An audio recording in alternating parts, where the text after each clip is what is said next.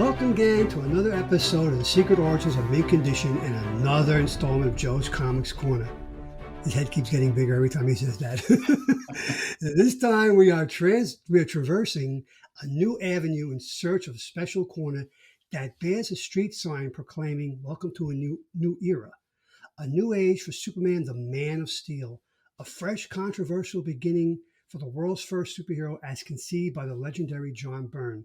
Hi, I'm your host, Joe, and joining me once again on our favorite Funny Book Corner is my frequent co-host, friend of the show, the Sultan of Speed himself, Keith Tarnowski. How you doing, Keith? Thank you, Joe. I love that. Sultan of Speed, I love it. Yes. Hi, everyone. Fans have listened to us, our previous podcast, they'll know why I call Keith that. But, yes. So yeah, we're gonna tackle Man of Steel, John Byrne's Man of Steel, and as I said, quite groundbreaking, right on the heels of the Christ on Infinite Earths, and and as we said off here, Keith, you were a kid when this came out, right? Yeah, I was 10 years old when number one came out. Okay, so here I got a couple of questions for you, and I have been reading Superman since 1966. So I was 20 years into my Superman run when this came out. So my first question to you, being a young reader, so you already answered this was your first book. You obviously came to this book. You must have had some conception of who Superman was in the zeitgeist of American culture. We all do, right? How did this book differ from what you had maybe read previously, some Bronze Age stuff, or had gotten hold of maybe a Silver Age book, or from the Donner movies or the Adventures of Superman TV show? Well, did you notice a difference? Yeah, well, I mean, I knew. Of course, I've seen the Donner movies. I love those. Those were some of my favorite movies as a kid. In fact, it was my favorite movie until I think the Michael Keaton Batman movie. Wow. So I was a little older then, so it was edgier and it was cool, Sure. So I was familiar with Superman from that. That was really the majority of Superman to me.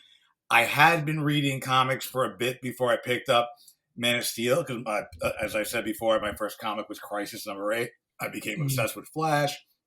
Wally series, Barry's back issue. So comic Superman, the one I knew, who was the character who popped in Barry's series occasionally for the race. I also had the Superman issue that was a race. I also when Iris was killed in the pages of Flash, and Superman was briefly in that with the rest of the Justice League. So that was really, I didn't have much to go on at all of Superman. I had no idea really about how his his family on Krypton was portrayed in flashbacks, or other than the movies.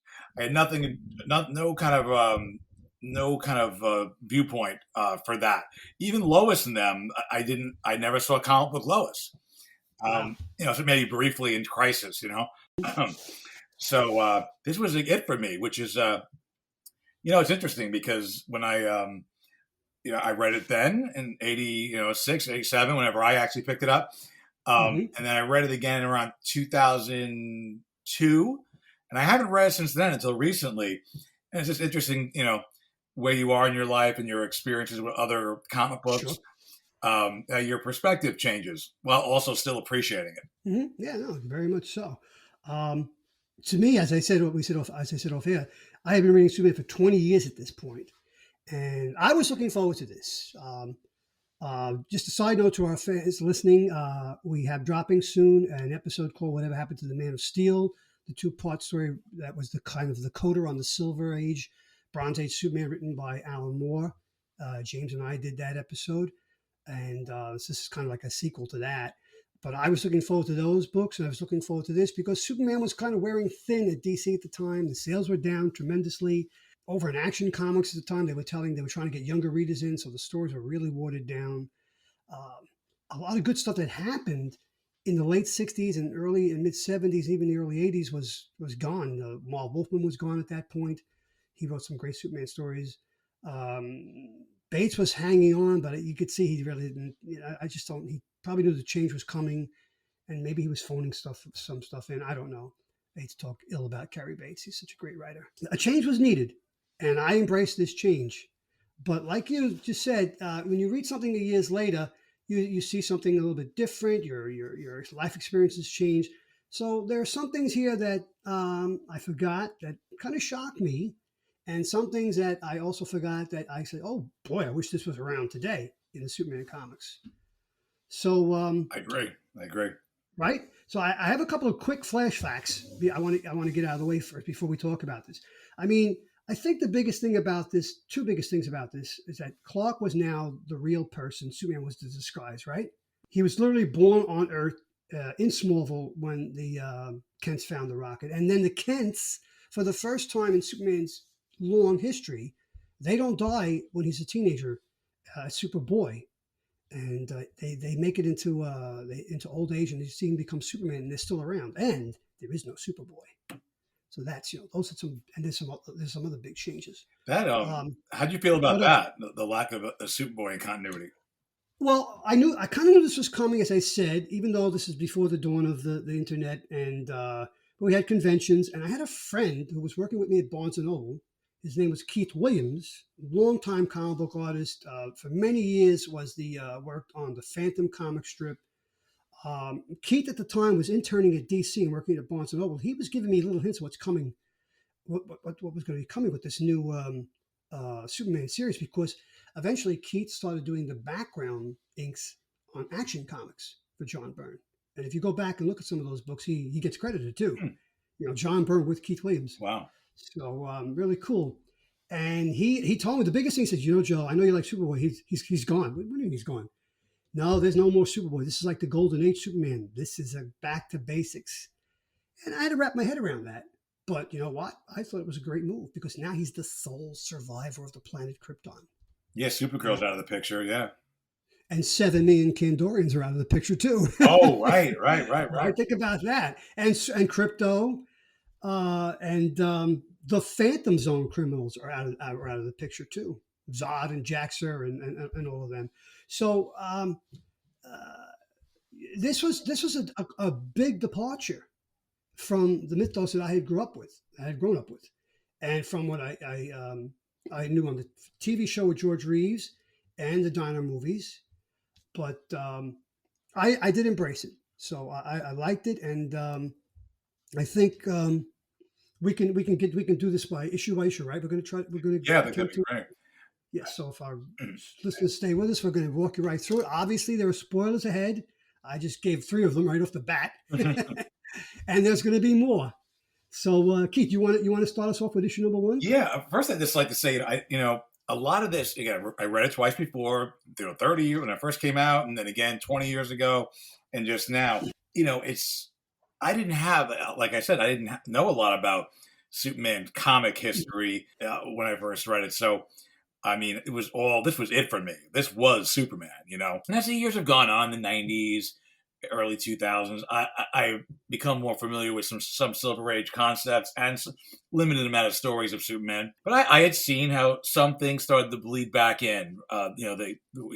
Maybe 0 Hour retcon one thing back in, and Infinite Crisis another. Like the Legion came back, Superboy came back. Little things. I think after Infinite Crisis, the imagery of what Krypton looked like kind of seeped back, looking a little more Silver Agey.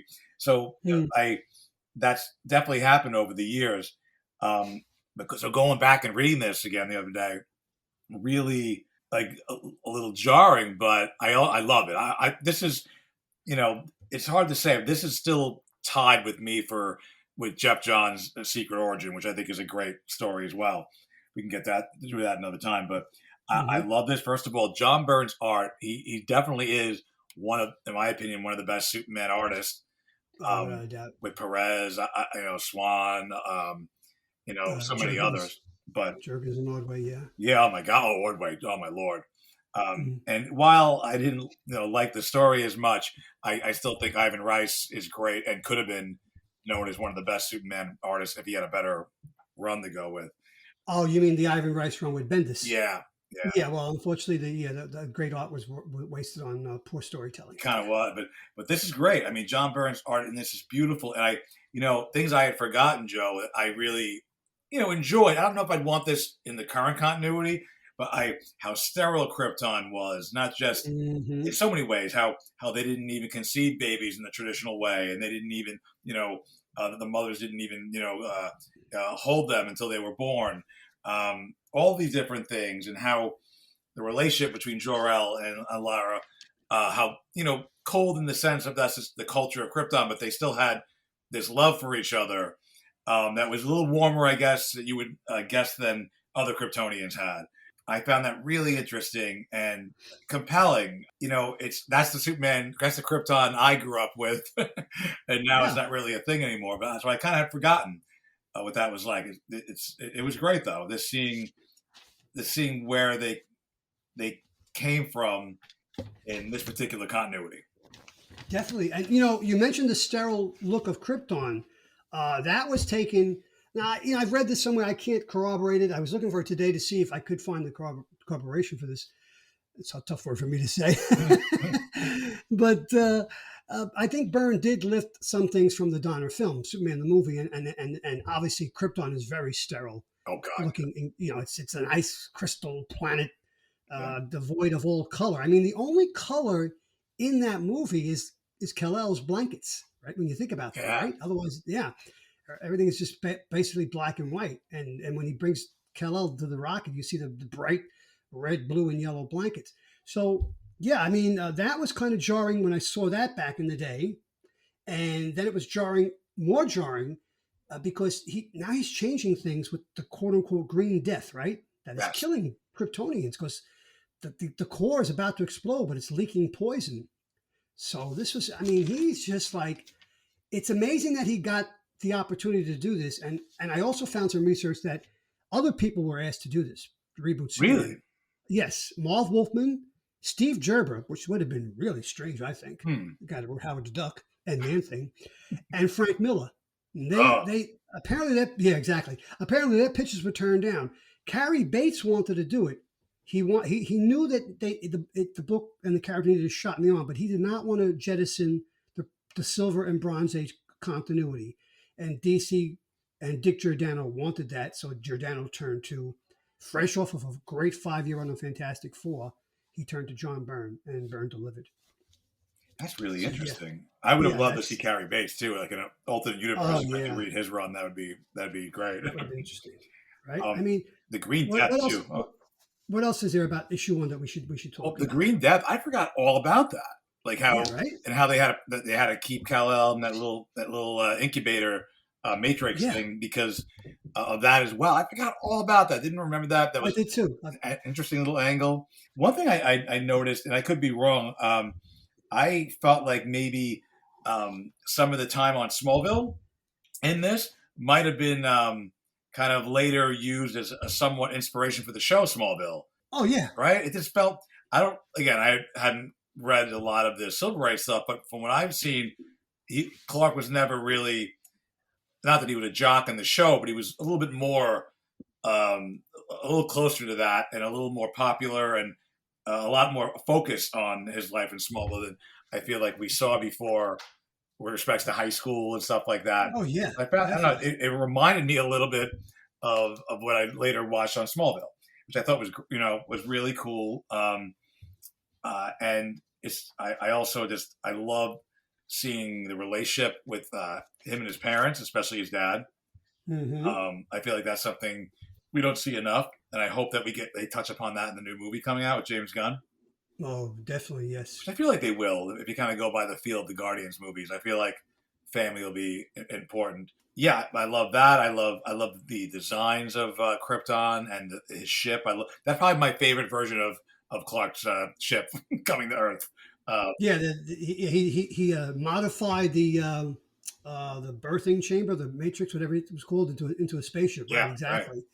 Yeah, and it's interesting. We don't get to see him, in front of the Kryptonian Council, and where they deride him and call him a lunatic for his theories about the planet blowing up. Right. Byrne eschewed all that and went right into it. Everything here is here for a reason. There's no fluff, and the pacing is fantastic. It just we see Krypton explode at the end of, I guess, Act 1 of the first issue, and then boom, Clark is running for a touchdown on the football field 18 years later. That is so cool. Yeah, they jump right into it. Right, that's kind of reminiscent of the Donner film, the first movie, Superman the movie, right? So yeah, and kind of how you often say, like, there's no wasted space, Yeah, no, it's everything here is here for a reason. unlike modern comic books, which just meander along sometimes. But yeah, I mean, we get to me, and like Jor-El in Marlon Brando as Jor-El in Superman the movie, he's like he's a loner because nobody believes him that Krypton's about to explode. But he's also a man with a heart and compassion to save his son and to give his son a legacy. And we see that here with Jor-El. Jor-El seems to be the only man on this entire planet that even knows what having a heart means. Right. Lara seems to be very cold also, right? Yeah. So that was an interesting take on the character. And I saw Jor-El as like almost like a Shakespearean character in this. I don't know if that was planned or not, but he has that that kind of like everybody's against him. And Yeah. He's alone in the wilderness crying for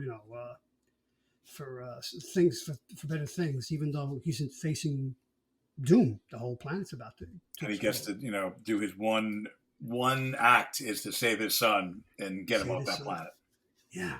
And I like the scene where he shows Lara Earth, and she goes, "Oh, they're horrible looking. They're their flesh and their hairy chest is exposed." Yeah, and they touch untreated soil. Yep. What the hell are they doing on Krypton? I guess they had robot farmers like everything else, right? Yeah, exactly. Right. Yeah, but obviously a great first start, and as I'm looking, I have my copy of Man of Steel, the hardcover volume 1. As I'm looking at it right now through the first issue, we see how it's interesting how they explain how the Kents. That was real. They told Smallville that's just their real son because they were buried for 5 months in the snowstorm. Yep. I thought that was a little odd when I first read that. Okay, nobody would have came to the farm to check up on them. Let's go check up on Jonathan and Martha. Right. But interesting. The whole idea of Ma saved with the notebook, the scrapbook. Oh, I love that. I love that. And correct me if I'm wrong, but doesn't that come to bite them later on? Not. Oh, yes, it does. Later in the Superman run. Yeah, he's got to turn to Batman to help with that. That's right. And here's an interesting note about the experimental space plane that Clark saves at the end of issue 1, because it was so close to what happened to Challenger. He was supposed to have saved a space shuttle. Oh. But they changed that. They didn't want, they thought that wound was still open. People were still grieving over that. They didn't want to put that in the comic book. Oh, it was the same year, right? Or the year? Yeah, it was the same year. Yeah. Well, that was Challenge was January '86, and this was the summer of '86. Oh, yeah. So they changed it, kind of like what they did with. Remember that first trailer for Spider-Man, the very first Spider-Man. The first trailer for Spider-Man with the Twin Towers and the web in between. Yeah. And also there was a Superman issue with a cover by Mike Wieringo that took place in an Our Worlds at War crossover about the same month as 9/11, and it was depicting two towers with that were in flames because of the war, and that was that they tried to recall it, and but issues were already out there, but they stopped some from getting out there, but sometimes things like art imitates life sometimes without Yeah, exactly. Yeah, kind of like Barry Allen in Flash 123, Flash of Two Worlds. Right. Well, Gardner Fox always said these stories came to him in a dream. Well, now I know that's not true. It is true because there's a parallel Earth. That was great. I loved it. Right. So I guess is there anything else we need to say about issue number 1? Well, I mean, I personally, I really love how Clark's mom makes his suit. Yeah. I'm a sucker for. I like like I said before. I love the Kents being alive. I like them being around. I like Clark being able to fly back to Smallville quick, have a piece of apple pie, and talk with his parents. It might sound cheesy, but you know what? There's not enough of that. Everything's dark and grim out there in pop culture and superhero things and movies and adaptions and everywhere else. I like that he can do that. I like that he has a close relationship with his family, and so I also like that his mom basically in this continuity made his costume. I think it's great. So that's and I think that is now, regardless of whatever iteration of the origin we've seen, that seems to be the case moving forward. That mom always makes the costume, right?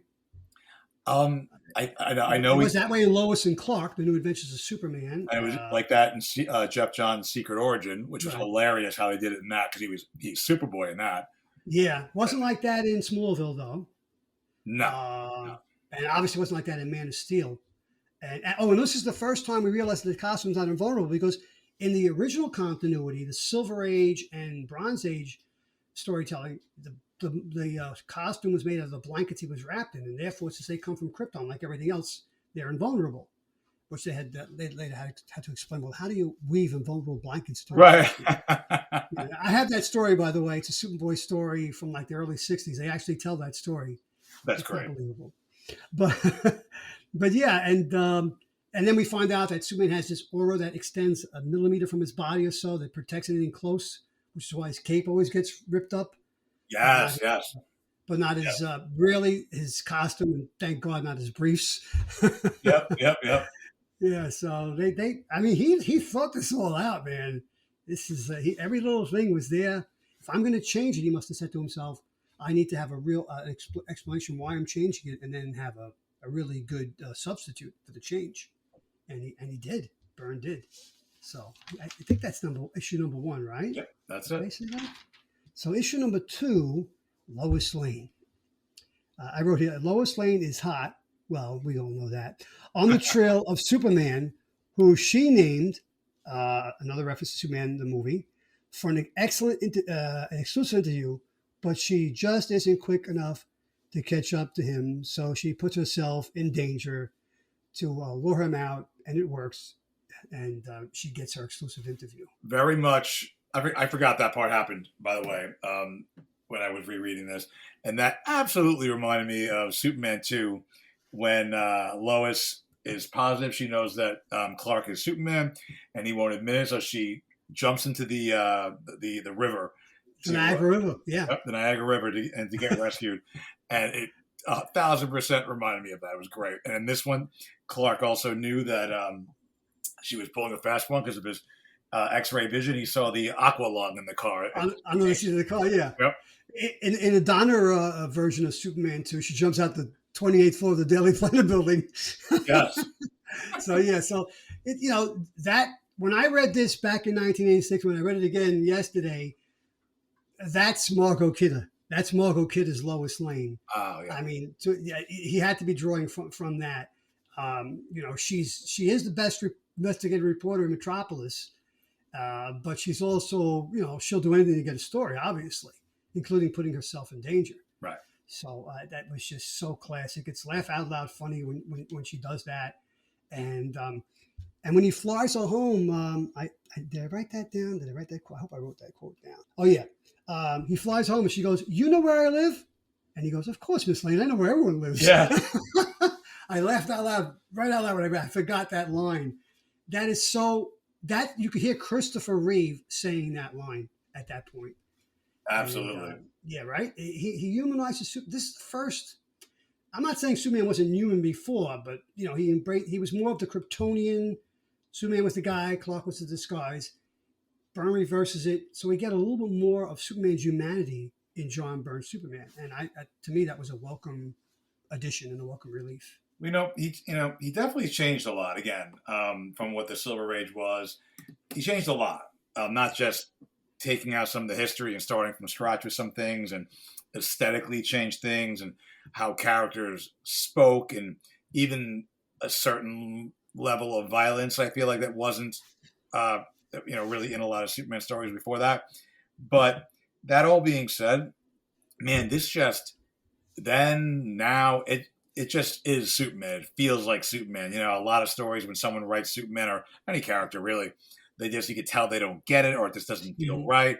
This always feels right. Even if it's different than what is going on now, or different from what was going on 10 years ago, or different that was going on 50 years ago, it is 100% Superman. Whether you miss things like Superboy or Supergirl, it is Superman. There's no doubt. And honestly, to me, this is, other than, in comics, this is pretty much my Superman, the one I kind of relate to more. And I love Superboy and I love all that other stuff, but this is the Superman I think of.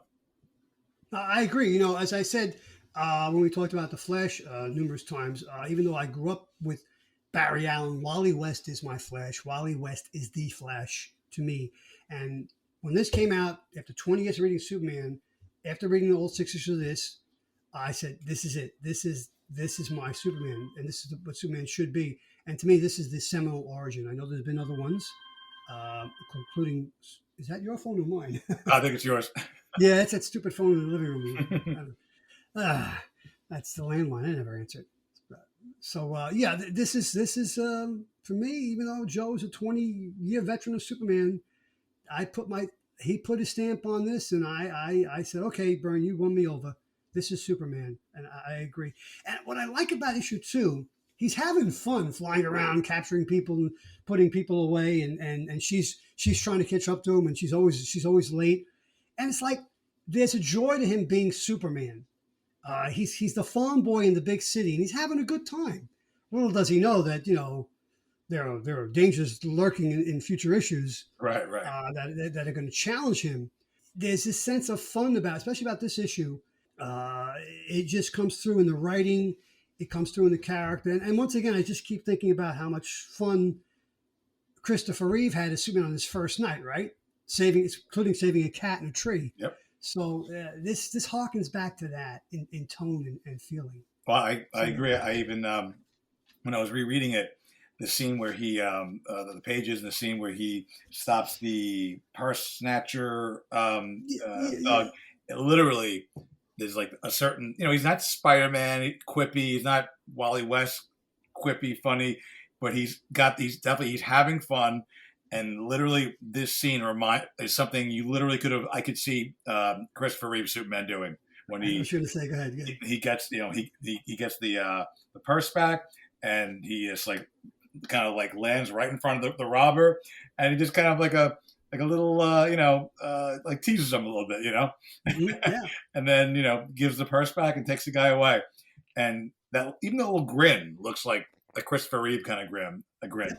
I love it. And what does he do before he flies off? He tells the young lady who he just gave the purse back, your music is a little too loud. Why don't we just he turns it down? Yeah. Yeah. So it's because it may affect, I'm paraphrasing here, quality of living in the city. Yep. So it's like, that's almost an Adam West moment, actually. Yeah. But it works. You buy into it because he's a farm boy. He's a kid in the big city. He's feeling his oats, so to speak.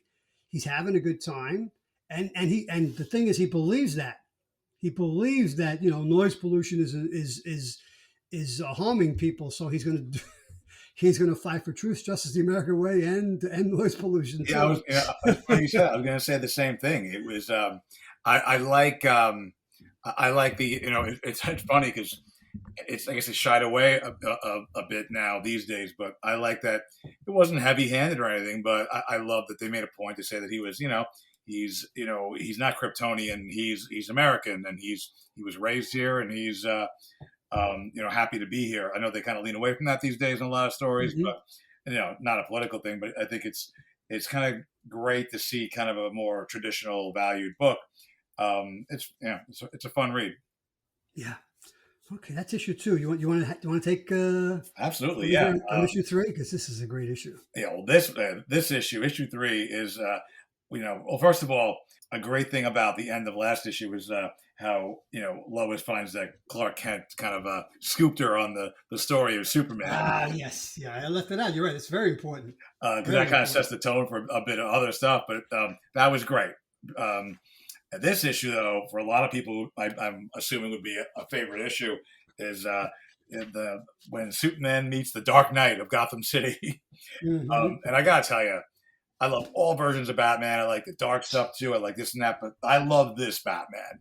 He's confident, capable, serious, but he's also a superhero. He's not this grim, gritty, angst-ridden, he's a vigilante, but he's not like how he's depicted now. This is the Batman I like. This Batman, the Batman that was in Crisis, and the late '80s, before it got too dark. Exactly. So clever, always has a plan. but also not the Bat God either. Who's punching Darkseid and stuff like that. Yeah, and as I was reading this last night, this issue, and he goes to the portable lab in the in the trunk of the Batmobile, and I was thinking, and you just reiterate what you just said, also made me think about this too. This Batman is so much like the Batman that I know James considers to be his Batman, and that's the animated version, the Bruce Timm Batman, for all the reasons you just enumerated. He's a crime fighter. He's the creature of the night, but he's not brooding all the time. He can make a joke once in a while, and you could see he's having a little fun with Clark here in this story. And of course, he tells me, if you try to haul me away, a bomb's going to go somewhere in the city. And of course, Clark. See, I'm calling him Clark, not Superman. Clark is horrified by that, and then we find out at the end that the bomb was planted on Batman. He planted it on himself. So, which I love, because that is Batman. He's not lying. No, he's not. No. And he would never put anyone else in danger. But that's what he had to do. I love that part. I remembered that immediately. Right? Yeah. And correct me if I'm wrong, but didn't Magpie appear a few more times after this? In the ongoing Superman book, yeah. And I think in the Batman book too, wasn't there a couple issues in? I think you're right. I haven't reread those Batmans in forever. I think you're right, though. Yeah. And if I'm not mistaken, remember the animated Superman Batman Public Enemies? After they escape the battle in the cemetery with Metallo, Superman's been shot with a kryptonite bullet, and they're talking about villains, and Batman tells them that Superman goes, well, why can't they be good villains like Magpie? And Batman says something to the effect, well, she died. So they killed her off in that cartoon, but it was Clark, there are no good villains, something like that, he says to him. But there are moments that, you can see, obviously these two guys have different approach to crime fighting, but there's a seed planted there. And DC takes a long time to make that friendship grow. But, first they have to trust each other, obviously. But this was so enjoyable to read. And you're right, this Byrne's Batman, it's too bad he didn't do more. Are you familiar with the miniseries, The Untold Tales of Batman? No. I think it came out in the early 80s. It's a 3-parter. I believe it was written by Len Wein or written by Byrne and maybe edited by Len Wein and also penciled by Byrne. You can find that anywhere. It's a great series to read. It's a retelling of Batman's origin with a story happening in the present, and they kind of tie together. It's a really good Batman story. I got to. I'm familiar. I never even heard of that. I have to check that out. Yeah. That sounds years great. Years before Batman Year One. What else is to say about issue number 3 that we may not have? Go ahead. No, I'm sorry. I was just looking. Well, at the end of the issue, last page, Batman, and finally in the homage to pre-crisis reality, Batman muses about Superman in a different reality. I might have called him friend. Yes, I love that part. Yeah, so that was cool. And it's kind of like a little wink to the audience who's reading, we kind of know that, you know what happened before all this in the crisis, and maybe these guys know too somehow, and then we find out years later they do. But that was so cool. I love that little aside at the end of it.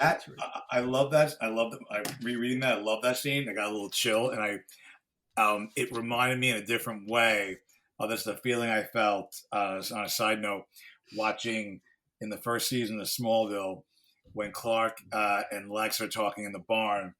Early on, Lex says to Clark, Clark, I think our friendship's going to become the stuff of legends.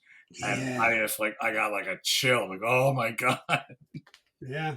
No, that's that. I remember that. Yep. That was the first 4 seasons of Smallville are great. Incredible. Fantastic. Me and my friends would all get together on Wednesday nights and we would watch it. We never missed it. And it was the best night. We were so excited. And back in the day, when we lived in Brooklyn on Linwood Street, every Tuesday and Wednesday night, we'd get together. My friend's basement, the only color TV on the block. His grandmother had it, and we'd watch the Adam West Batman, Oh wow. and she'd make us homemade Italian food. We get Zappalas, and we get Oh. she'd make homemade pizza. Oh, it was great. Oh. 10-year-old guys watching Batman and stuff in their faces. That's great. Yeah. We were in our mid-20s when Smallville was on, so we were probably drinking way too many beers watching Smallville. And it was a Wednesday, so it wasn't maybe a little pain on Thursday, but we were super psyched for that show. It was one of the first 3 or 4 seasons were one of the best in my opinion small Superman stories. Well, yeah, I mean, TV watching to the side. Back in the day, people gathered to watch TV programs. Now, I guess they do is what they call it watch-alongs, right? You can watch along a certain episode with people. Yeah, definitely. I've heard that. Yeah. Yeah, but I always tell this story. I mean, we had a big MASH party in I guess it was February 1983, the last episode of MASH. Still, the highest rated TV show other than the Super Bowl in the history of American television. The last episode of MASH. My mother cooked, made food. We had neighbors in, and we sat down for 2.5 hours watching that last episode. Yeah, there's something about that. It's still, I still do it for certain things, but there's something about that. I love streaming, and I would never want to go back. But there's something about a little bit of appointment TV where you can get to gather with people and watch something, or even if you're not gathering, just that thing to look forward to.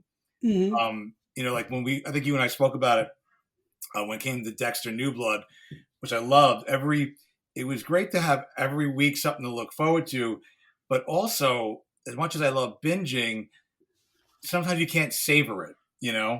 Right. When we watch Dexter New Blood every week, then you and I could talk about it for a day or two later. Some coworkers and I could talk about it later, and we would have theories and have all that fun of guessing. And now, with most shows, look how quick you and I watch Cobra Kai, like in one day. Yeah, one day you go through 10 episodes. Yeah, and it's great, but I feel like maybe you miss out on some of the talking and dissecting things and speculation. So I'm with you. I loved like little events like that, getting together with people and watching a finale or a premiere or something. Talking at the water cooler. It was the water cooler shows they used to call them. Seinfeld was one of them. Seinfeld was like a big one. Yeah, when Smallville was on, I would go into the comics into mint condition. That was when Richie owned the store. No, yeah, was that Rich? Yes, that was Rich. And James and I would, hey, did you see Smallville last night? Yeah, and we talk about it for like an hour or so. And once a week, we talk about that episode of Smallville. So yeah, that's why we're doing this podcast, folks. We're trying to bring that back. That great time you had when you went into your LCS and you talked about comics and TVs and movies. And this particular miniseries is historic. Now we get to issue 4. This is the Lex Luthor issue, and I have some notes here. I don't know if you're aware of this, but we talked about this off. I think we were texting about this yesterday or earlier today about how controversial this series was. Not everybody loves this series the way you and I do, and a lot of the controversy comes with Lex Luthor. So, really? Okay. Yeah. How so? I mean, again, I know that he was just mostly a mad scientist prior to this, but I don't really know much else about that Lex. Well, remember, it's intimated in the story that Lex Lex had a thing for Lois. Yes, and she may have dated him once or twice, and then when they're invited to the yacht for the party, which is obviously a setup for him to draw out Superman to see what he can do. She's wearing that dress. He tells her to keep it. She's like, I thought it was only a loaner. She throws it back in his face. She takes Clark's coat, and then of course all hell breaks loose. But there's a scene. I know we're getting ahead of ourselves in this in talking about issue 4 here, but there's a scene where Superman comes to the rescue and he picks up the Lex Luthor's yacht, right? Yes, yeah. And I guess the controversy isn't really Lex Luthor, but it's driven because of Luthor's participation in the story. Yes, yeah. And he picks up the yacht, and Superman says, "Wow, this is a lot easier than I thought it would be. When I have more trouble picking things up when I'm on the ground than I do when I'm in the air." Well, that started a kind of a firestorm between Byrne and the editors of DC. Really? Because Byrne wanted to reimagine Superman powers as not being, yes, they're solar generated, but they were not muscular powers that gave him super strength. They were psionic, that he moved things with his mind. Huh. what, Byrne said, how come he can pick up a building in one hand and it doesn't crumble? The other side of the building doesn't crumble, right? Yeah, yeah. And if you pick up a yacht that big, it would snap into kind of the way it does in Superman Returns, right? When it snaps in Right, two. right. Or the Titanic, like how it's Yeah, exactly. So this started some problems with the DC editorial, and Byrne wanted to stick to that, and they said no. Superman doesn't fly because it's in his mind. He doesn't pick up buildings or have super strength because it's in his mind. He has super muscles that are powered by the solar rays of the sun. So yeah, this started things going. Because Byrne only has a 2-year run on Superman titles after this miniseries, and he leaves kind of unceremoniously. He leaves the book. Till this day, I don't know if he was fired. If I think he says he left.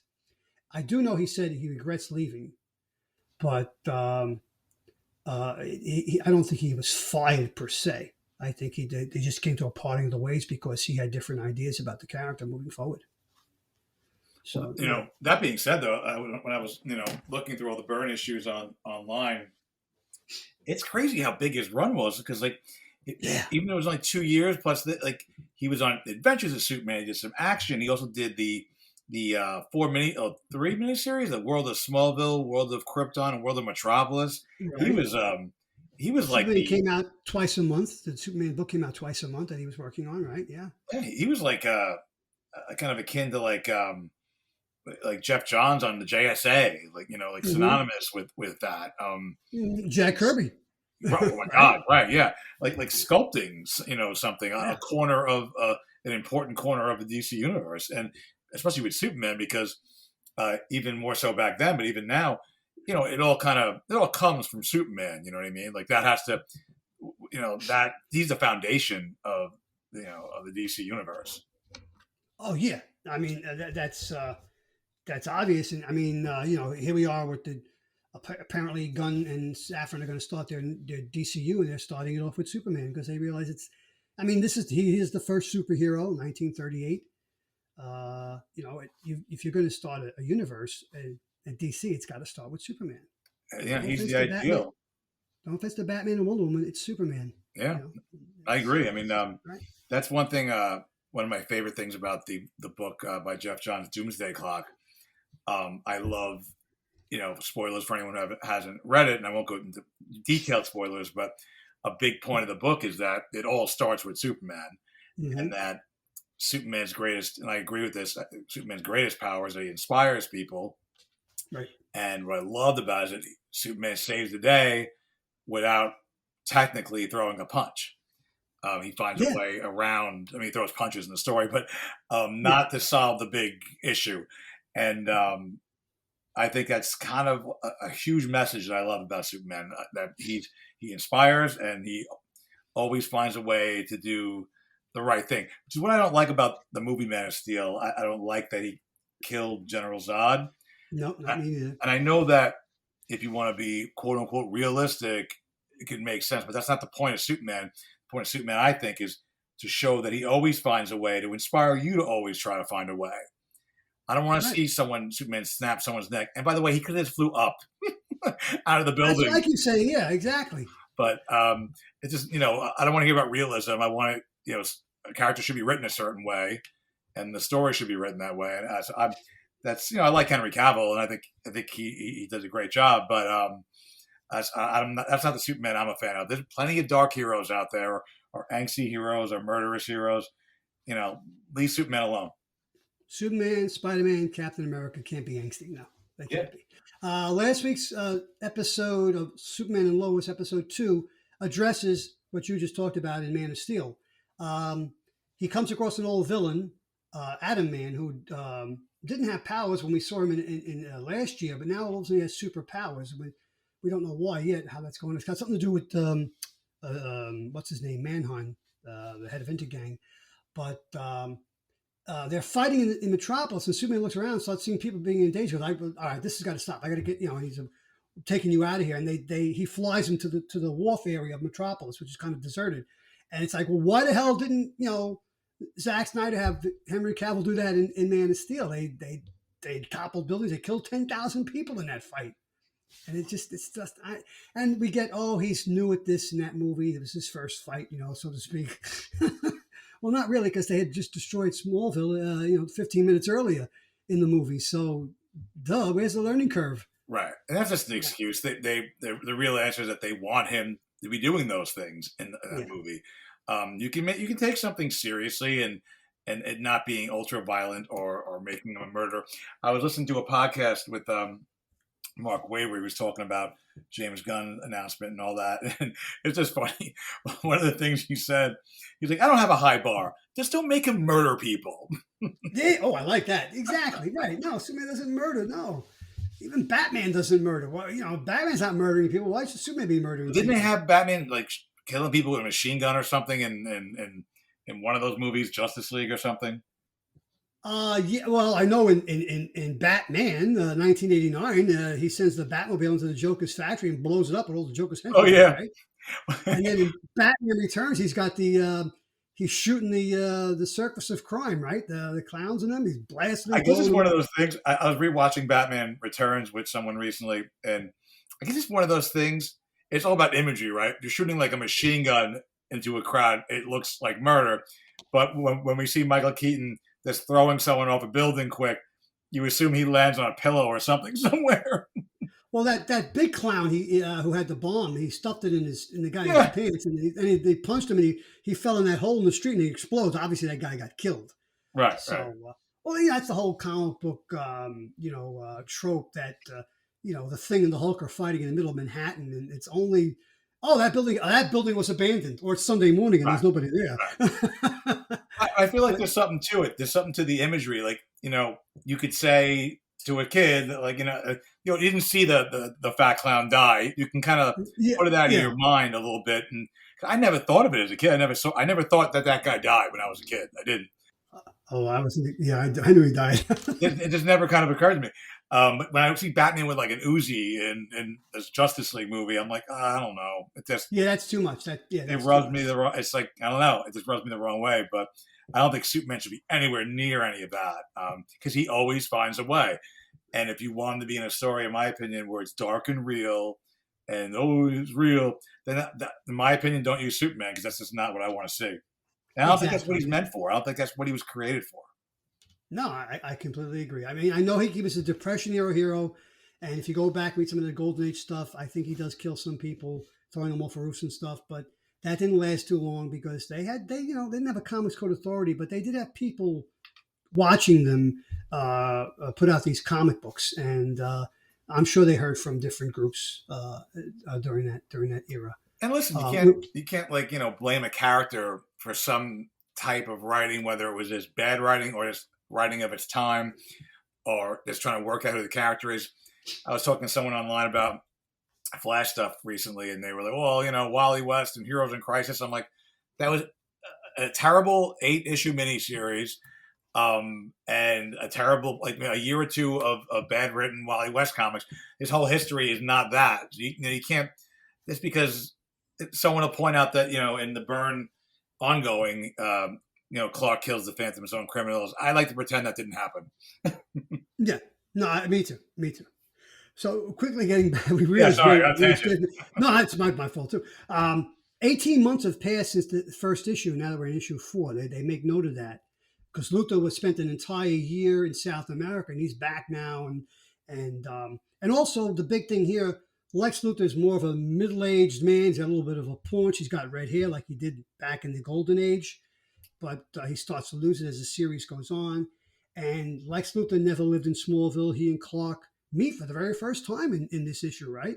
Yep. So he has that's interesting. It's like, wow, Luthor wasn't in Smallville. I should have realized that from issue number 1, he wasn't there.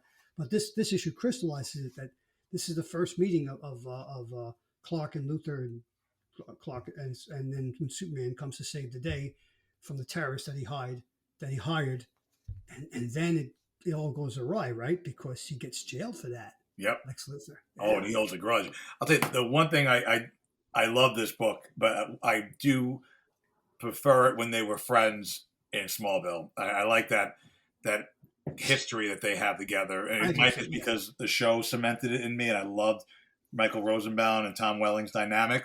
But I prefer that. But this was great too. I love the bald joke that Lois says to him. Yep. Yeah. Yeah.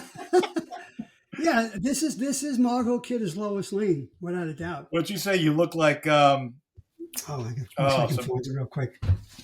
I'll oh, look for it while it's an you. old, I remember thinking, oh, it's an old a reference that a lot of new readers wouldn't get. Let's see if I can find that. I think it was in the prior issue. I know it was this issue. It was this issue, right? What did she call him? It was a funny kind of a one-liner. She's like, "Cut your hair. You look like someone." Oh, Fred Merch. Fred Merch from like Yeah, I Fred Love Merch. Lucy. Yeah, that is great. You know, again, I don't know how many people get that today, but in 1986, everybody would have gotten that reference. Fred Merch. In 1986, that would be like now making like a Friends reference, you know? Yeah, exactly. A Friends or a Seinfeld reference. Yeah, Right. yeah, right. exactly. But Which is so fun. yeah, I mean, and then when Superman is either coming out of the courthouse or the steps of the police precinct, he meets Luthor, and that's when the game is on. When Luthor says, you know, this is my city. You took it away from me. Everybody works for me in this city, whether they know it or not. Blah blah blah. Which we hear Clancy. What's his name now? Clancy Brown as Lex Luthor in the Yep. animated series. Absolutely. And Yeah. we also hear John Shea and Lois and Clark say the same thing. All these people work for me, even though they don't know it. And he says, you know, I'm going to find a way to end you. And to me, I wrote in big letters here, "Game on," because that's the beginning of, you know, what I think. You know, this is arguable. You can argue this. What's the greatest superhero villain rivalry? Is it Superman Luthor? Is it Batman Joker? Is it Reed I Richards and would, Doctor Doom? I honestly, I would think it's Superman and Luthor. Just because, you know, the Batman Joker thing, I feel like doesn't really have a baseline. The Joker's always got different motives. He's a nut all over the place, crazy. And I think Doom and Reed are definitely like a close second. But I think Lex and Clark, you know, it doesn't have to necessarily have to be an issue where, you know, like the Joker comes in for a story arc, and you know, just due to his character, he has to be, you know, locked up in Arkham after for a while, or sent someplace else. Lex can, especially this particular version of Lex, or any version post crisis, really, he's always around as like not only the scientist but the corrupt businessman. He's always kind of like a thorn in Superman's side, and can play different, even kind of antagonists in different ways. You know, Oh yeah, he'd be closer to a friend sometimes. I think you really can't top Superman and Lex Luthor, honestly. yeah. One other one I would throw out there is Spider-Man and Green Goblin. You know, Peter Parker and Norman Osborn. That's a great one. Obviously. But no, and this Luthor, you know, and he's always around, which is good because he's around because he has the tallest building in Metropolis, right? Yeah. And he mentions that again in the pilot episode of Lois and Clark. I keep going back to that series because I love it. But he says, I like to look down on Metropolis because I own this city basically. And you know, in the first episode of the animated series, Superman shows up hovering outside his window, and he doesn't say anything for a few seconds, and Luthor gets really angry. And then again, Superman shows up, or Dean Cain Superman shows up, hovering outside Lex Luthor's window at the 110th floor, you know, and he pisses Luthor off again. So it's like, you know, these two are going to go at it. We know that, and he sets the stage so perfectly here in this particular issue. But like you said earlier, I do miss this. Is one of the things. The two things that I still have a tiny problem with are the depiction of Krypton being completely sterile, you know, and even to the point where Lara is like, you know, she's not even a mother to the baby. Right.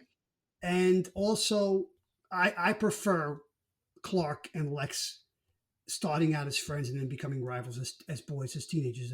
So it has so much more weight to everything. Yeah. You know, I feel like it's almost like especially nowadays, like how do you not have that there?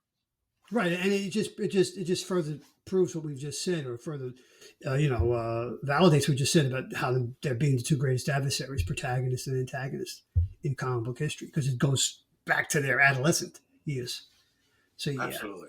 Anything else we need to say about issue 4? About this issue? No. Okay, so we're going to go on to issue 5, which I think I have a really warm place in my heart for issue 5 because, issue 5 and 6, because it there's two characters that take center stage, two supporting characters. In issue 5, it's Lucy Lane. Yes. In issue 6, of course, it's Lana Lang, which I want to get into that. We get to later. But we meet Bizarro, who's not called Bizarro, by the way, in this issue. But it starts off with Superman, going to Hong Kong and returning Lex Luthor's armor, which was obviously pre-crisis, his pre-crisis Yeah, armor. So that's how it opens up. I love it. Yeah, and it's again, he's like, and some people thought, if you read some of the reviews, some people thought that Byrne was, turning up his nose to the. No, he's not. He's not at all. He even said once, if all the stories in the Silver Age and Bronze Age matter to you, then they happened. I'm just not referencing them. That's all. And you know what? Yeah, that's fine. I mean, did you read World's Finest 13? Not yet. I didn't have a chance. I'm gonna read it probably tonight. I can't wait. Look, the cover alone, I love. This kind of makes my point here. The great Mark Waid starts off with a reference between Batgirl and Supergirl. The story begins are kind of like making fun of Superman and Batman. You mean to tell me that Batmite and Mxyzptlk disguised himself as us and fooled you two? You, the world's greatest detective? And that is from an issue of World's Finest Comics from 1967. That's great. It's I think it was written by Jim Shooter. I could be wrong. I should have checked the who wrote that, but he references a book that's 55, 56 years ago. And Byrne is throwing these little nuggets and what are they called nowadays when you put stuff in there for the fans? Easter eggs, right? Yes.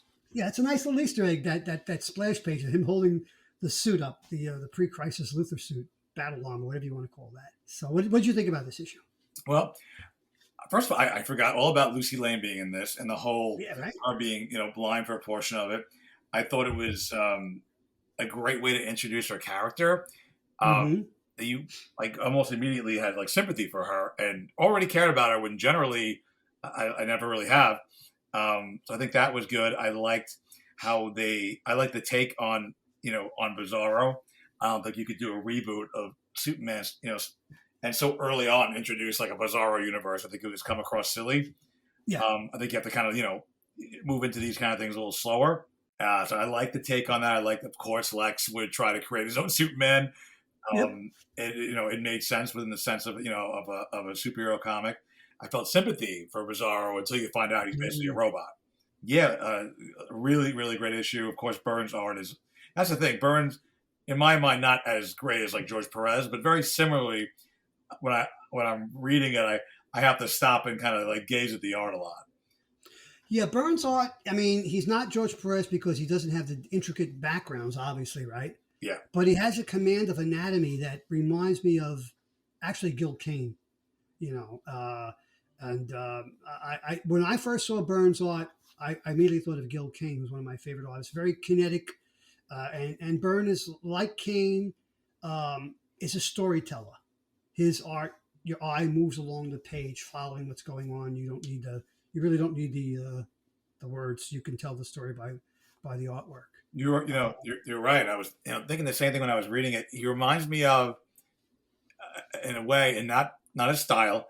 Not their style, reminds me of both George Perez and Kevin Maguire in the sense where, and even Mark Bagley, in the sense where in various panels through most of their work, when you see characters in the background, they look like they're really there in the sense where they're not just standing there with smiles or stoic faces. It looks like there's interactions going on. Yep. In the background, or even it's in a scene where Clark's at the table with his family, maybe someone's looking the other. It looks like these are real life interactions. And a lot of artists, especially nowadays, don't really do that. Everyone's kind of standing there at a barbecue, just holding a hot dog, and doesn't look like they're doing much else. And this, I feel like I'm almost in a TV show or a movie. Yeah. Artists pose their characters a lot. Byrne, Bagley, like you spoke about him, I think Kane. There's always something going on. There's movement in the panel, and it keeps you. And also, Byrne knows how to use negative space. I'm looking at page 7 of issue 4. Lucy, Lois doesn't want to leave Lucy alone in her apartment because she's sightless and she's worried about her. And the panel at the bottom of page 4 is Oh, a horizontal long panel, and there's on the far right there's Lucy sitting there with her hands in her eyes, and it's not a black background; it's a white background, which is yeah, very interesting. You think that because she's blind, he would have made that black, but no, it's really it evokes what she's missing, I guess, which is the light of yeah. the world she can't see. And when I saw that panel, reading this, I said, "Oh my God, this is brilliant, artwork and storytelling." I think you're. It's funny. I just went back to that page now, but when I was rereading it, I saw that too, and it definitely stood out to me. It's things like that that make a really good artist. They're almost like I know he also wrote the book, so maybe he had a little more of a, a leg up on some people. But Right. as far as artists that don't write the book, even they're like the director of the story. You know what I mean? They're given a script, and they have to direct it. They have to kind of put things where they should be, and that's such a great little scene there. Yeah. Again, it makes you sympathize for her even more. Yeah, it does. And then later on, we find out that because he's not human, Superman can take Bizarro, I'm not call that, down. And when he explodes, his dust, which they mentioned earlier in the issue, has the reaction to the chemicals that blinded Lucy a year before, and it cures her it gives her back the gift of sight. Let's see. I wrote something down about that too. I can find it. Yeah, she. Well, you know what? I'll just open to the page. Why the hell not? So while I'm doing that, anything else I missed, or you want to add to the issue 5? Well, I think that this definitely had, out of all the other issues, more heart in the sense of Yep. of him and like Lois being together. Before that, it was a lot. She's giving him a really hard time in the beginning because he scooped her on the big Superman story. This one definitely has more heart, so I even like Lois even more. I want to see her as a badass, but I also want to see her as a kind person, which you see here. So I really like that. Yeah, she's Great burn genuinely art. worried about her sister. Yeah. Oh, absolutely, yeah. Other than that, great burn art. Great fight scenes. Yeah, I definitely really enjoyed this issue, and the last page, kind of when you find out exactly how she was cured. I don't know. It Mm. just kind of it. Even though it's the robot, it kind of made me feel a little sad for for Bizarro. Yeah. No, I mean, she goes. He says somehow it counteracted the chemicals that originally caused her blindness, shattering the thing's unliving body created enough of the dust to cure her. And Lucy says, and you knew Superman. You knew that when you risked your life to destroy him. No, no, Lucy, I didn't. I didn't. But somehow I think he did. And Yeah, that just goes. That speaks to what you just said about how you feel sorry for Bizarro, and because remember that when Superman showed up in Hong Kong, that his body was being scanned, right? But they didn't know he was an alien. This is the issue where Luthor finds out he's an alien too. yes, Also, yes. a big reveal. We forgot that almost. Yeah. So, but I think it takes from Superman not only his obvious super strengths, but you get the feeling that some of the goodness of Superman was also transferred into Bizarro because he does save Lucy, right? And when she jumps out the window, she tries to commit suicide. That's Yeah. that's a big deal too. And if you see how Bizarro kind of behaved when he was with Lucy and Lois, and like so Lois, yes, softer and kind. yeah. Are you familiar with Lucy Lane in the Silver Age? Not in the Celebrate. My only real exposure, I think, to her is in the Supergirl movie. Okay, yeah, that's we're not going to talk about that. But in the Silver Age, Lucy was see in this issue. Obviously, Lucy's an adult and Jimmy is still an adolescent at the Daily Planet. But Lucy and Jimmy were an item. They went together for a long time in the Silver Age. Lucy Lane and Jimmy Olsen. There are even imaginary stories where they were married. Oh wow! They even had an imaginary story where Jimmy marries Supergirl. But Lucy and Jimmy were an item for a very, very long time in the Silver Age. And she was Back in the day, they called her an airline stewardess. Of course, that's flight attendant now, but that was her profession, as it was in this book too. So Lucy's a seminal character from the Lois Lane comic books and Jimmy Olsen comic books of that, of the Silver Age era. And what else do we need to say about this issue? No, I liked it. It ended on that note. It just kind of Yeah, makes you like, oh, you know. yeah. There's all this wild action going on, but like you said, you have that awe moment for the undead creature, the unliving creature, which is it's almost like a Star Trek moment, like Mr. Data. You feel for him, Yeah, and I other agree. things that I consider life forms.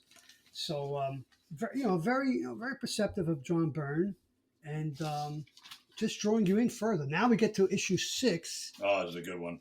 You better start because I can't find my notes anyway. Yeah, this one really, I had forgotten a lot of stuff about this issue. Yeah, me where too. it was going to go. Didn't expect where it was all going, and this issue, really introduced Lana Lang. Then they show her as a little girl in the first issue, but and how she declared Clark her boyfriend. But Yeah, like that 5 was years about old. it, Yeah. really.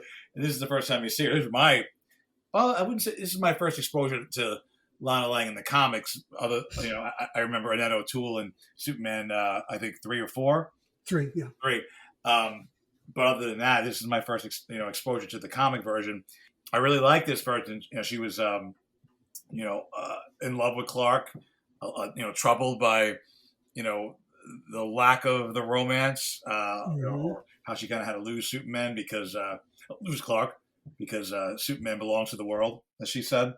Really great issue again. I love that he goes back to Smallville. Right.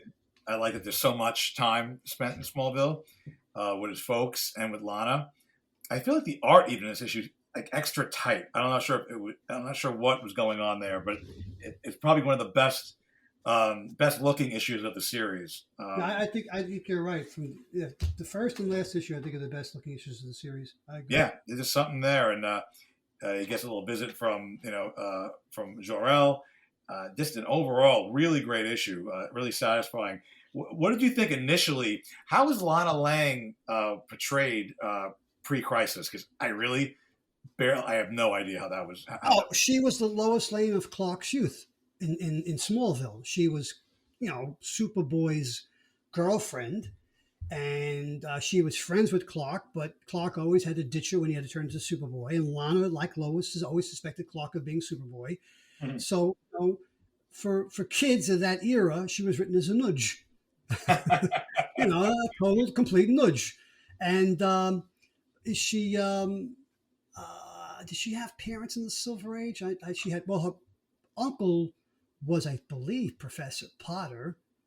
But it might have been Professor Lang too. I don't know. There was a Professor Lang. I think her father was Professor Lang and her uncle was Professor Potter, who was an archaeologist. But I could be wrong about that. But Lana was that type of character, and in here in this story, what's interesting now, by the way, they tell us it's 10 years later, so 10 years have passed since the first issue.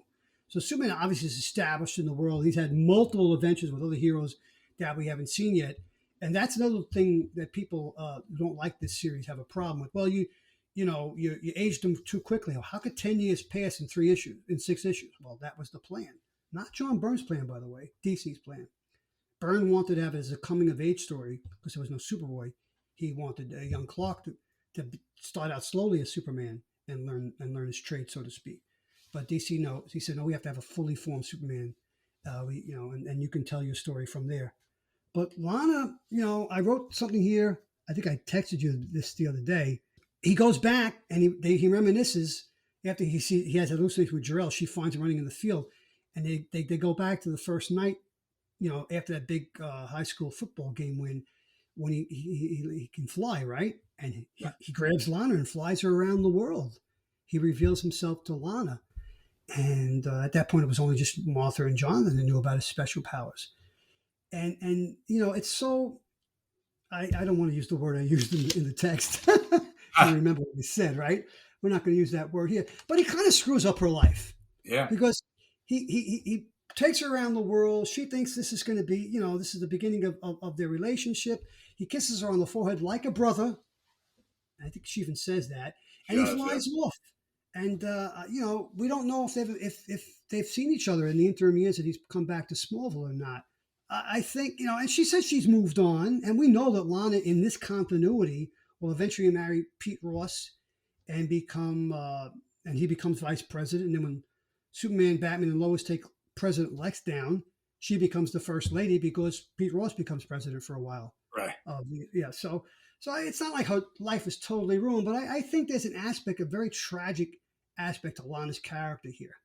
And I didn't like it at first when I read it, but I remember reading it the first time back then, in 1986, because of the Lana I grew up with. But I think it's important that, and while he's thinking about this, he's also thinking about Lois, right? And his parents told him, you should, what's the father? No, the mother says, get after her. Yeah. So you know that he's conflicted between these two women, and I think he knows he hurt her. He apologizes for it, but he knows that his one true love is Lois, and when he gets back to Metropolis, he's going to start making that known. So it's a very personal story. He learns for the first time that he's an alien, right?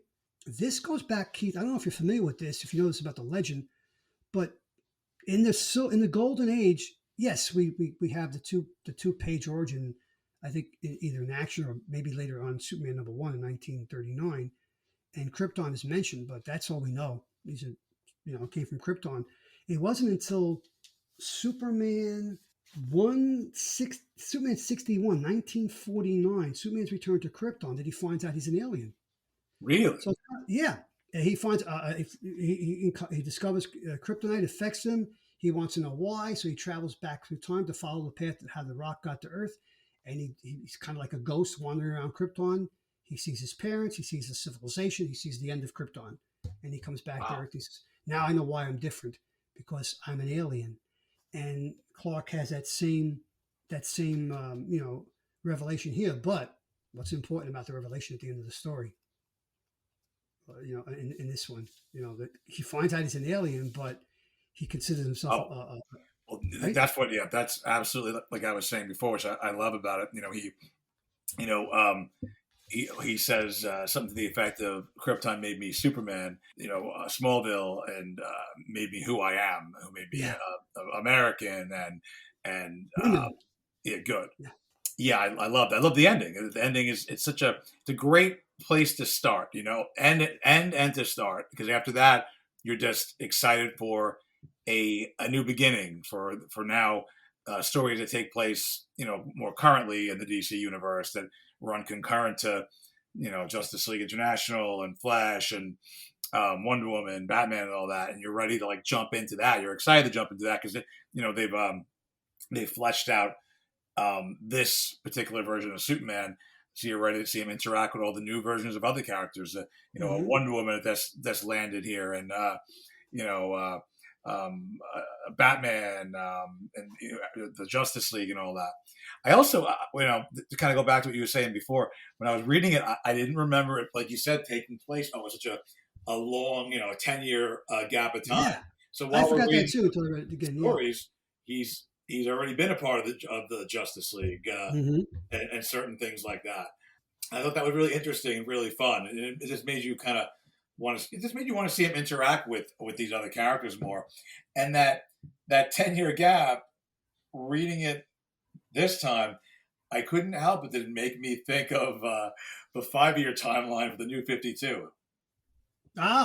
Oh yeah, right. Which was for every character they had. Every character. Yeah. So Batman had 4 Robins in 5 years. No, that doesn't work. Exactly. Yeah, doesn't work. Exactly. Like so many things were condensed, especially when it came to Batman and Green Lantern. But Superman, they gave him a 10-year run, which is kind of funny considering that they were, if you really think about it, they were rebooting everything, and taking away so many things. To give him a 10-year history, it's kind of unusual. Yeah, well, I think that had to do with, and this also led to Byrne leaving, because obviously that's what DC wanted. They wanted you have a fully formed Superman by issue 2, right? Yeah. And Lois is chasing him. He's still new, but and remember, he left Smallville when he was 18, and Ma's been collecting those stories for 7 years Yeah. before, and that's when he saves the plane. So he's 25, and then so it's yeah, they kind of like condense the timeline into 6 issues, but it makes sense, and it also seems right that it plays out this way. In Superman the movie, he's 18 years old when he finds the crystal, right? Yeah. And he takes it to the north and he throws it into the ice and builds the fortress, yada yada. And he meets his father, so Jarrell. So I had no problem with any of this. It worked for me, and I knew that I was gonna, I bought. I'm going to admit this now in public for the first time. I bought 20 issues of Superman #1. I bet. I bet. I still have them all, by the way. Yeah, and but thinking, I think they're worth about $3 each. But yeah, I did buy, and I must have purchased about a dozen issues of Action Comics. I forget what number that was when it took over. And the same thing with Adventures of Superman. I think it was 423 or 424. And that was written by Marv Wolfman and penciled by the great Jerry Ordway. Oh, Lex Luthor. Again, I don't know if this is apocryphal or not, but I've read enough articles and heard from enough people that the change to Lex Luthor was really suggested by Marv Wolfman to make him to go from the gray flannel mad scientist hiding out underneath the Metropolis Museum to the billionaire industrialist, madman, so to speak. That was kind of Marv Wolfman's idea. So Wolfman did have some say into this rebooting of Superman. Yeah, I love that first issue. You talked about. I can still see it in front of my head. It like pulled me into right away. It's your first issue, Superman, and it may be your last. Yeah, because he's on the ground and Metallo's standing over him, right? And the kryptonite heart is radiating, a kryptonite poisoning on him. Yeah, that's a classic first issue, though. That like makes you want to jump in. It's not just a character posing or flying. Like that's like like a comic. I think it was a panel from the inside of the book, just made better. You know what I mean? Just like more precise, more like cleaner art. That's a great cover. There's too many covers now to this like posing and stuff like that. I like these action covers. No, yeah, those are the type of covers you got in the Silver and Bronze Age. You got action covers, especially when you think of Jack Kirby, when you think of Gil Kane, you think of Carmen Infantino on the Flash cover, right? There was always movement on the Flash covers. So yeah, and those would you draw your eye to it. You pick it off the stand or the rack. You want to buy that as a kid. There's other things about this series. Let's see now. I just had it in my head and it got knocked out that I wanted to say about this. There are other changes that obviously Byrne made. Why can't I think about them? Did we miss any, Keith? Any of the major changes that were made? I can't really think of any of the major changes. I mean, the obvious ones, Supergirl, Superboy, Mm-hmm. And how certain past relationships, but a lot of other changes, I guess, would come with the ongoing series after series. But I think he really set such a great groundwork, and it stuck for so long. Even now, even though they brought some Silver Age stuff back, they've mostly mixed it in with the Byrne stuff.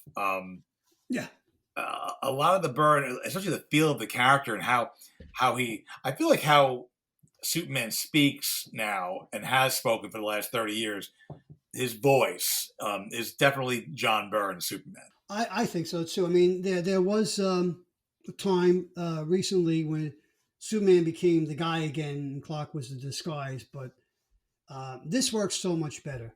Yeah. That, because if Superman isn't human, then he becomes not Earth's greatest protector, but Earth's greatest nightmare when you think about it. If he's not grounded by Martha and Jonathan Kent and Lana growing up and the people in Smallville and Lois, when he meets her at Lois in Metropolis, this could go really off the rails very quickly, and he could become, Superman was conceived by Siegel and Schuster as being a villain in 1933. And they couldn't sell it, and then when they finally sold it years later, they turned him into a Oh depression-ridden wow, I hero. didn't know that. That's He interesting. was conceived as a villain, the Superman. Yes, he was like this. Wow.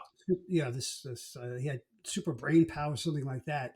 So, but it works, and it yeah, I believe that they're still mining this. Obviously, I'll come back to it again. The new event, Lois Clark, New Adventures of Superman, which really came out right after the death of Superman, which made Superman relevant again to the world.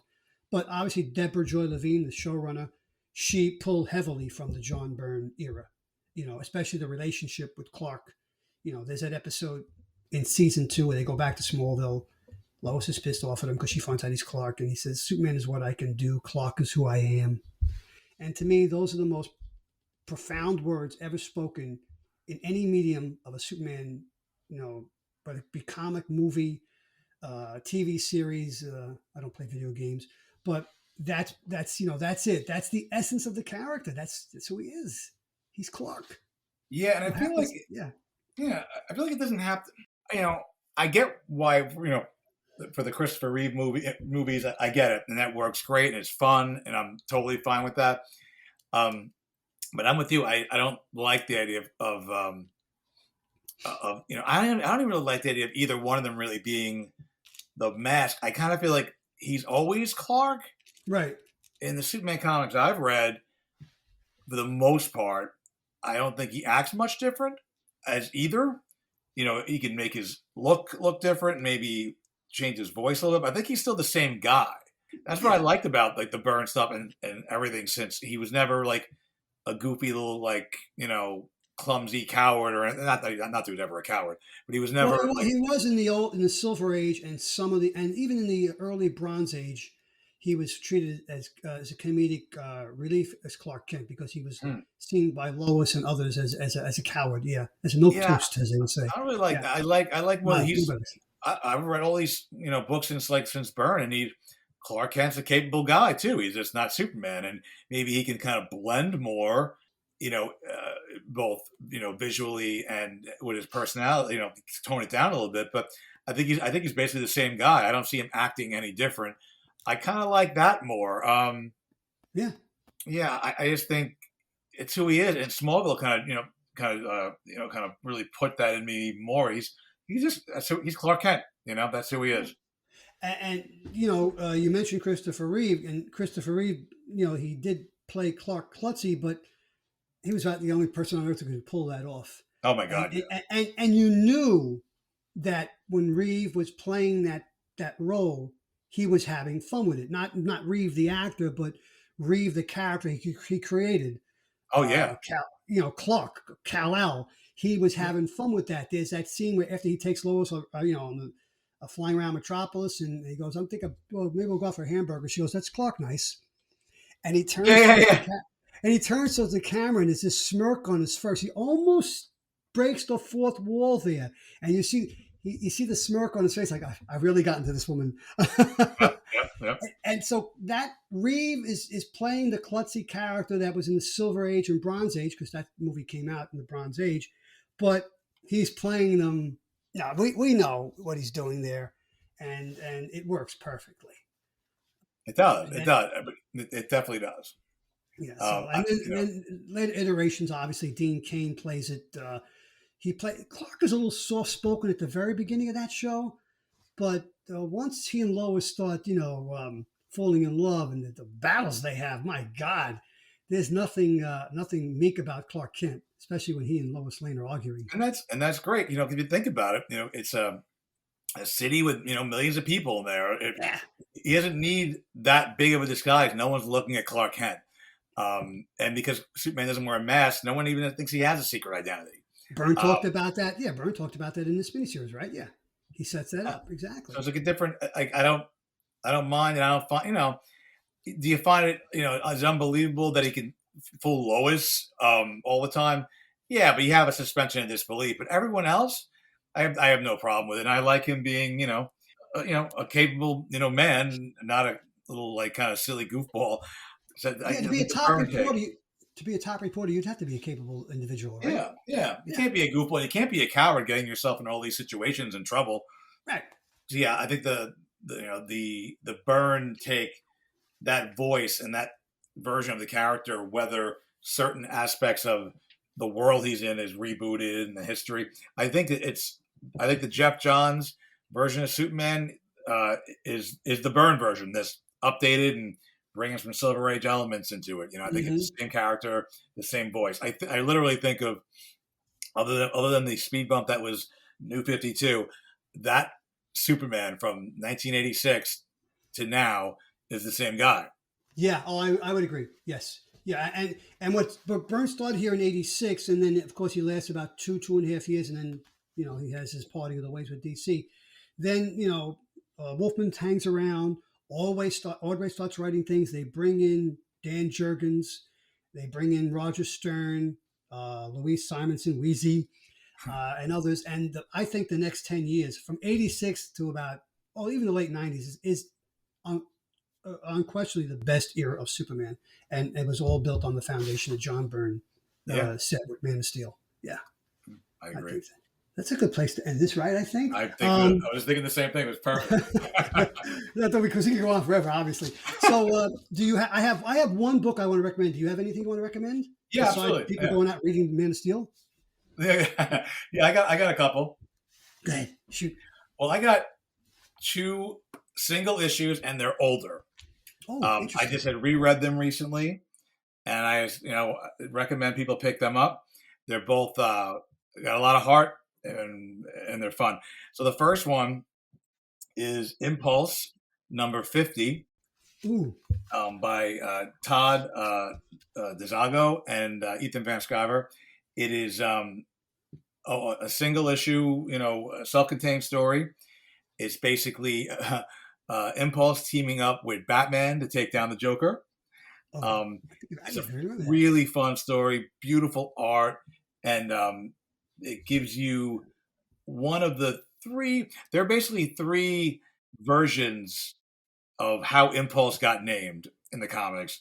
One story where Wally West names him, Mhm. one where Superman names him, and one when Batman names him. And you can it's one of those, they put them in stories, but they kind of say like they're all kind of he said, she said thing, what really happened. Yeah. And this is the best one. Basically, you find out why Batman named Bart Impulse, and it is a great self-contained story. I can't recommend it enough. It's Impulse number 50. I'm You writing can this down. find it on Very good. Comixology and the DC Universe app. It is collected in a trade. It is in the Flash Presents Impulse Mercury Failing trade paperback. It's in there, but you could probably just pick it up, like I said, on Comixology or the DC Universe app. I can't recommend it enough. Really fun. And the second book is another self-contained story. Well, not really, but you can read it as a self-contained story. It is New Avengers Volume 2, number 16. I know what story this is. So good, by Brian Michael Bendis Yeah. and future Flash artist Mike Deodato. And it is basically when Daredevil gets invited to join the Avengers. Now, it takes place during a Fear Itself crossover, but you don't have to know anything about Fear Itself. And that's kind of the point. Daredevil even points it out, how it's kind of a funny, kind of tongue-in-cheek, how it's funny how you can just be in the middle of a story, a crossover, and not be there for the beginning or the end, and it's just over, But basically, it's a really great story. It's kind of like he talks about how fans would online talk about what characters are real Avengers and who is worthy and all that, and the long way around it, they kind of just they tell you how Daredevil is. There's no one more worthy of being an Avenger than Daredevil, and it's such a great story and so well written. Again, it's on Comixology, Marvel Unlimited, and I'm sure all of Bendis' Avengers is collected. I'm sure you could find it Yeah, it's now. got to be there. Yeah. You recommended it to me a couple of months ago, and folks, I read that story, and it's everything Keith said it was and more. If you have any affinity for Daredevil, the Avengers, you must read this story, and don't worry about anything before or after. It's like you said, it's self-contained. It's a great story. It's one of the best things that Bendis has ever written, without a I doubt. 1,000% agree. And I'll tell you, if you have a local comic book shop or go to a convention, look, I've seen it a million times, and even in dollar bins. Oh yeah, Um, yeah. try to Two grab books, it. maybe. Yeah, yeah. Oh Yeah. yeah, it's worth it. Yeah. Okay. You have anything else? Is that it? No, that's it for Okay. me. I have one book. Obviously, as we said, check out what Keith just told us about. Obviously, check out Man of Steel. I'm sure it's on all those platforms that Keith mentioned. But I have one, and also on those platforms, I hope you can find Superman: The Earth Stealers, graphic novel from the late '80s, written by John Byrne. Great story, but if you are a Superman fan of the Silver Age and the Bronze Age, you know that 75% of those stories were penciled by Kurt Swan. This is, I think, the last full book that Kurt Swan did. He had done other things later on, including he did some pages of the marriage issue in 1993. But not only is it beautifully Kurt Swan, it's inked by Jerry Ordway, Keith. And Ooh. I've always thought that Kurt Swan inked by Murphy Anderson was the best teaming. But this single issue stands out as my single favorite Superman book as rendered. Artwork. I still, as fans of the show know, my favorite Superman comic book is Superman Annual Number 11, 1985, for the Man Who Has Everything by Alan Moore and Dave Gibbons. But if you want to read a good story by John Byrne, but want to see spectacular Superman art, I recommend Superman: The Earth Stealers. Oh, I've seen that, but never read it. I didn't know it was John Byrne. Oh, Keith, you got to read this story. It's a really good story. Yeah, I'm gonna grab it. I'll give a little hint here. Lois Lane, Jimmy Olsen, and Perry White all make it into outer space in this story. So think about it. Only John Byrne could, right? It's basically a Silver Age, Bronze Age story written in the modern age. Gotcha. But Okay. it's a great story. So I'm definitely gonna check that out. I've seen it. I've never picked it up. Oh, you'll love it. So, folks, as we bring this to a close, thank you for hanging in with us. We hope that you enjoyed this. We have a backlog of many episodes. I think we have 125 posted right now with some more in the can. As I said earlier, we have an episode coming up that's kind of like a bookend to this one called Whatever Happened to the Man of Steel by Alan Moore and Kurt Swan and Kurt Schaffenberger and George Perez. You'll love that. And you can find us on Facebook, our Facebook page, on Instagram, and please leave your comments, your questions, your queries, your complaints, whatever, and like us on Facebook. Join us wherever you can find us. Sign up, become a subscriber. We love you. We love doing this for you, and I love doing this. And I cannot do these comic book corners without my friend Keith. Keith, you're fantastic. Your knowledge is incredible, and I love doing these things with you. Thank you, Joe. It's really my pleasure. I love it. Thanks, Keith. Thank you. So thank you, folks. And we'll be signing off now. Go out and find some good comic books to read. And like Keith said just a few seconds ago, you can get these things on these different sites. But if you have an LCS in your neighborhood, in your town, visit your local comic shop and help those people out, okay? They've had a rough time the last 3 years. So you'll find they're good people, and you'll find good stuff to read. Absolutely. So have a good time, folks. Good night. Good night.